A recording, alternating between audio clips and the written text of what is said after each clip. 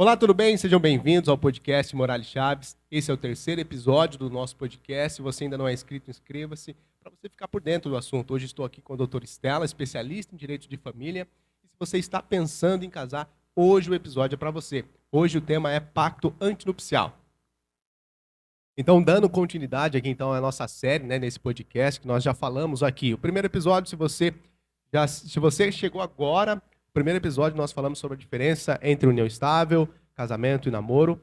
E aí, então, seguindo nessa sequência, para que você fique informado, se você já passou, né, já sabe a distinção do namoro, união estável e casamento e agora pretende casar, nosso bate-papo hoje é sobre pacto antinupcial. Para que você entenda, a doutora Estela está aqui, especialista em direito de família, vai nos explicar o que significa, então, o que é o pacto antinupcial. Bom, o pacto antinupcial, ele faz parte do planejamento do casamento, né? Como o próprio nome já diz, ele é antinupcial, então ele é feito antes do casamento. Então, todo mundo se prepara muito para o casamento, né? Principalmente quem vai fazer festa, tem todo um planejamento dessa festa, da parte religiosa, da parte da festa em si, de algumas partes burocráticas, né? Como marcação de data, aquele processo de habilitação para o casamento, enfim. Mas as pessoas se esquecem um pouco de planejar essa questão. Essa questão, o pacto antinupcial, ele envolve muitas coisas, entre elas a escolha do regime de bens. Então, a maioria, né, eu digo, sei lá, 90% aí dos brasileiros, eles não pensam sobre Sim. o regime de bens. Eles vão até o cartório e fazem o que já está lá de praxe, né? Não existe esse planejamento. Muita gente nem sabe que existe essa questão, Sim. né, do regime de bens, das diferenças desses regimes e tudo mais. E no cartório eles fazem ali o básico, né? Então o brasileiro não a gente não é pessoas que procuram antecipadamente para saber do nosso direito, né? Geralmente a gente deixa a bomba estourar para ver o que vai dar, Então, né? e esse é o papel, né? Nós estamos utilizando essa plataforma, esse meio de levar informações para as pessoas, para que as pessoas saibam exatamente isso que a doutora falou, a distinção, né? Que existem vários tipos aí de regime de bens, que é exatamente no pacto antinupcial que ele é pactuado, como o próprio nome diz, não é isso? Isso. E você tem a opção de escolher, né? É importante a gente falar que existem outros regimes além do convencional, do regime legal ali da comunhão parcial de bens, e que você pode sim escolher o qual é o melhor se adapta ao seu caso, né? Então, nós temos o brasileiro tem essa dificuldade de planejar esse tipo de coisa, de pensar no futuro. Muitas vezes isso é um tabu para o casal, né? Sentar para conversar sobre bens, sobre patrimônio. Ainda tem gente que vê isso com maus olhos, né? Achando que um Sim, é coisa do outro, etc. E já vai começar um casamento sim. discutindo esse tipo de coisa. Mas, na verdade, o pacto serve exatamente para que não haja discussão, né? Nem durante o casamento, nem após o Exatamente. casamento, né? E aí tem aquela coisa também, né? Quando um dos cônjuges já tem um patrimônio, aí rola. Até quem tem um patrimônio, ele se preocupa com a questão. Mas a maioria dos casais, eles não angariaram nenhum patrimônio ainda, né? São jovens e estão casando, né? Só que eles não pensam que durante a união, patrimônios serão construídos e justamente o regime de bens que eles adotaram futuramente resguardará ou um ou outro, né? Em uma separação, em a morte de um dos cônjuges, enfim, nesse exato momento, né? Sim. E o pacto antinupcial, na verdade, ele não vai tratar só do regime de bens, né? O regime de bens a gente vai falar num próximo Sim. episódio aí, porque é um assunto um pouco mais longo, né? É, mas o pacto antinupcial, ele pode prever N cláusulas, né? Que não só a escolha do regime de bens. Então, em resumo, o que é o pacto antinupcial? É literalmente um pacto que o casal faz ali, né? É um documento, tem que ser feito por escritura pública no cartório. É um documento que o casal faz e nesse documento eles vão colocar tudo que eles acham que deve regir a vida deles enquanto casados. E isso pode, enquanto casados, ou até uma possível dissolução desse casamento, seja dissolução pela separação, pelo divórcio ou pela morte, né? É importante saber que todo casamento se dissolve um dia na vida, né? Sim. Independente da forma. Então, esse planejamento ele precisa ser feito, né? Ele deveria fazer parte do planejamento matrimonial, do planejamento do casamento, né? Os nubentes ali, os noivos, procurarem um advogado para saber as modalidades dos regimes de bens, para entender qual regime de bens se enquadra naquele casamento, o que eles querem para a vida deles naquele momento e para a vida futura deles, né? É importante estabelecer isso. É importante que o casal tenha essa conversa. E eu sempre falo, né? Se você não consegue ter essa conversa com o seu noivo antes de casar, como é que vocês terão bons diálogos depois de casar? Né? Isso Sim. precisa ser bem estabelecido.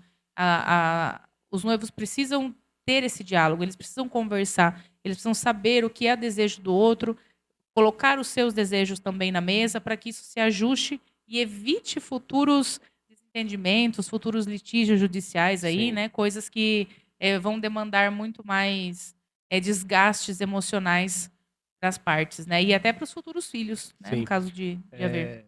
Só para que você entenda aí a importância disso, quando há alguns clientes que chegam aqui no nosso escritório e possuem dívidas que foram contraídas durante a união e isso e aquilo, a primeira coisa que a gente pergunta é qual é o regime de bens que aquele casamento foi constituído, né?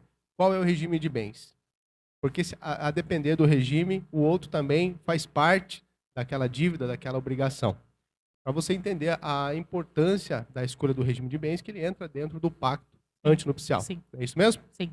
Não, como eu falei, né, não só do regime de bens, mas entre outras tantas cláusulas, né, que podem ser colocadas aí no pacto antinupcial.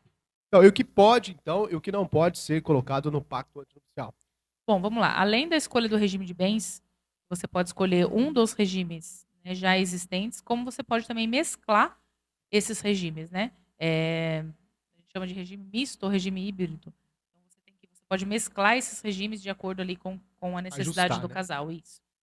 E todas as questões patrimoniais podem ser colocadas nesse pacto, né? Quem vai ficar com qual bem, como é que vocês vão reger essa vida patrimonial, quem vai fazer a administração desses bens, enfim, tudo que for relacionado ao patrimônio do casal pode ser colocado nesse pacto, né? Além de questões também extra-patrimoniais, né? Exemplo, questões de convivência, quem vai fazer as tarefas domésticas de casa, É isso pode interessante. ser colocado no papel.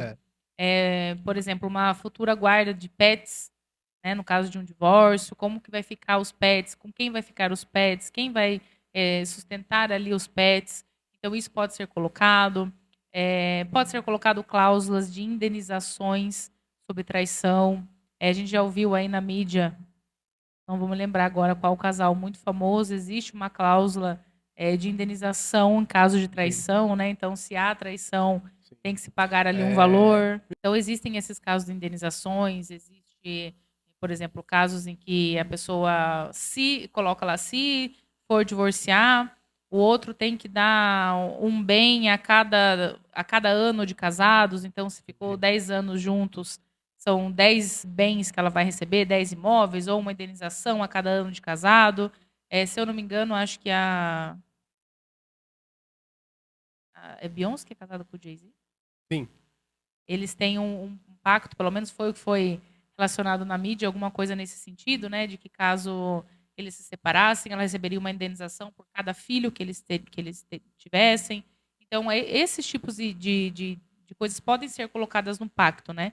Pode ser colocada no pacto, nossa, muitas coisas relacionadas a futuros litígios, né? Como a forma da qual vocês pretendem, sei lá, se for o caso de um divórcio. Por exemplo, uma cláusula que eu acho de extrema importância colocar e que isso gera muitos problemas nos casais que não têm o pacto é em caso de divórcio, quem fica no imóvel? Quem Isso, fica isso nesse é um imóvel? grande problema, né? E as pessoas chegam aqui pra gente, vai se divorciar, um não quer sair da casa, o outro também não quer sair da casa, e aí Sim. fica aquele, As né? obrigações que foram contraídas ali para a É. devolução do imóvel, né? Então, assim, às vezes um imóvel próprio mesmo do casal é interessante deixar pactuado que no caso de um possível divórcio, quem detém as guardas dos filhos, por exemplo, vai ser a pessoa que vai permanecer no imóvel, ou a mulher vai permanecer no Sim. imóvel, e o homem vai deixar o imóvel até que o divórcio se dissolva, né? Porque o processo de divórcio muitas vezes ele é longo, né? Então, Então, é nessa questão que eu fazer uma ressalva, por quê? Porque ele vai prevenir um litígio demorado, né? Desgastante, né? muito tempo. No escritório nós temos alguns aqui que se arrastam Sim. por meses, anos. E um planejamento assim, ele não precisa nem acionar o Poder Judiciário, né? Pode ser extrajudicial, né? Já que tem um pacto. Sim, pode, né? Aí vai depender da situação, do caso, a época que esse divórcio for acontecer, né? Porque, embora tenha o pacto, não quer dizer que esse divórcio não vai ser de forma litigiosa.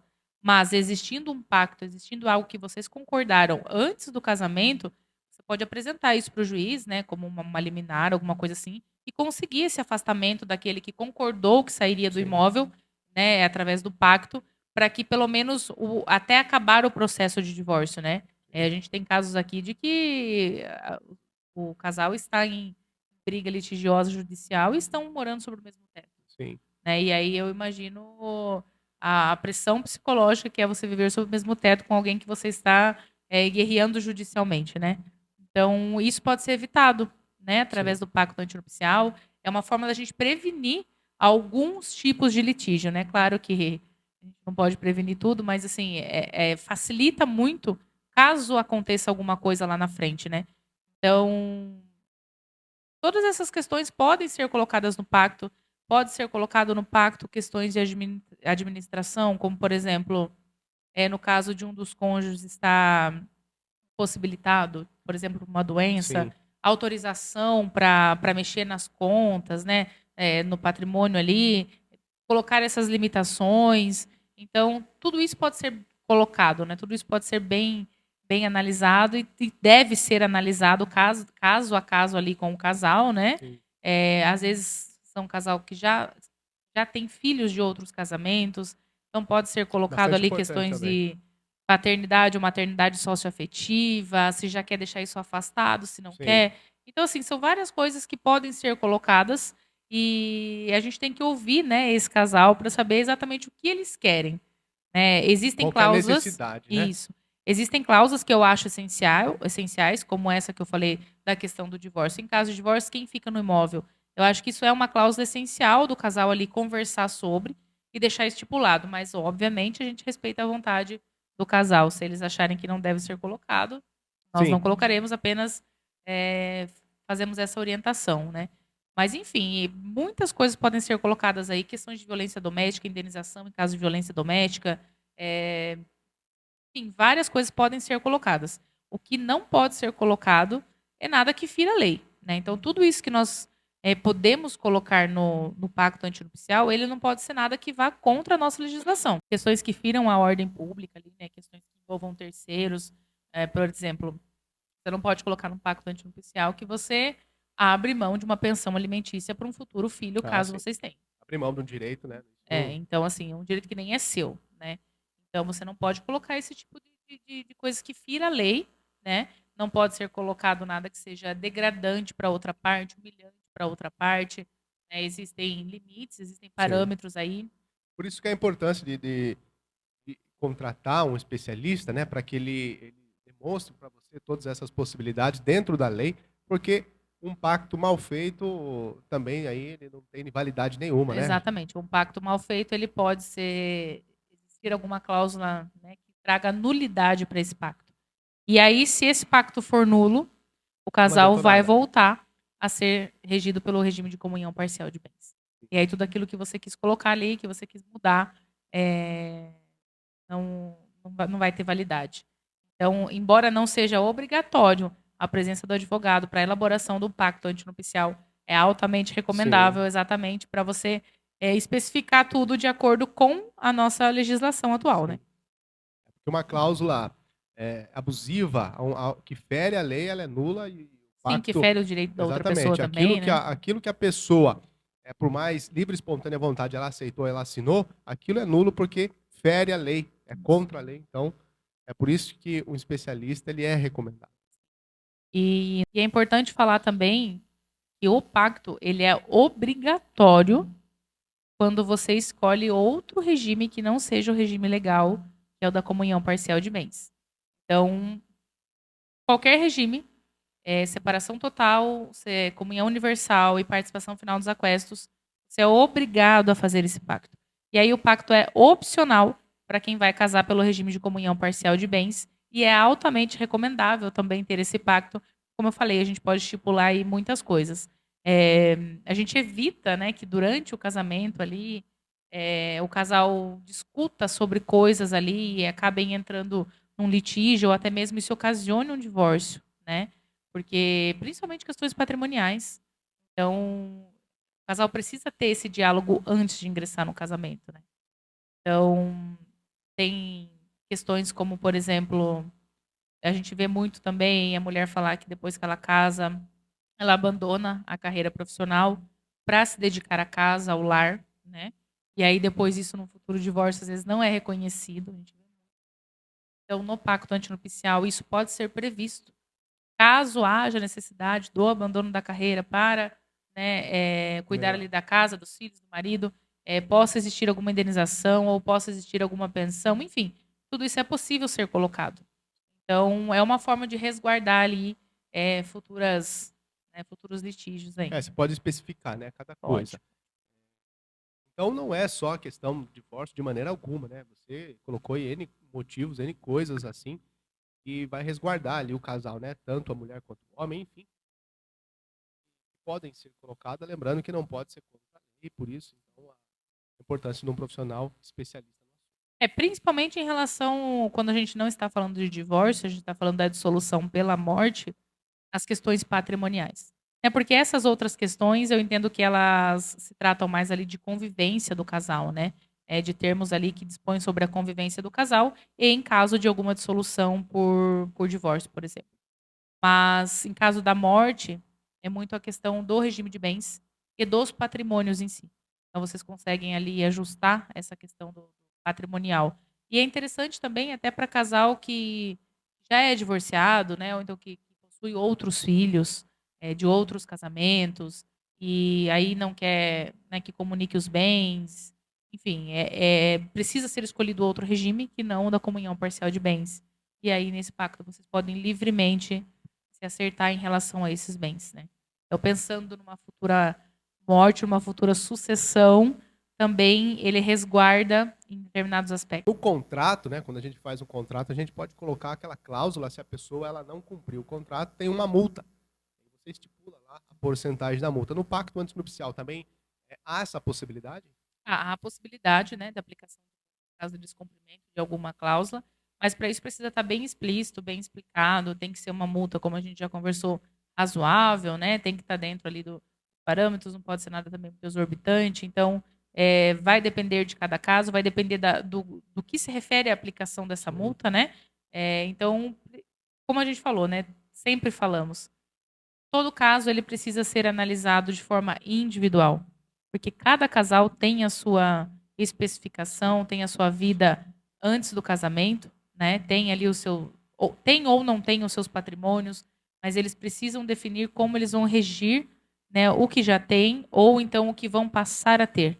E como a gente falou, não só em relação patrimonial, mas em relação à convivência.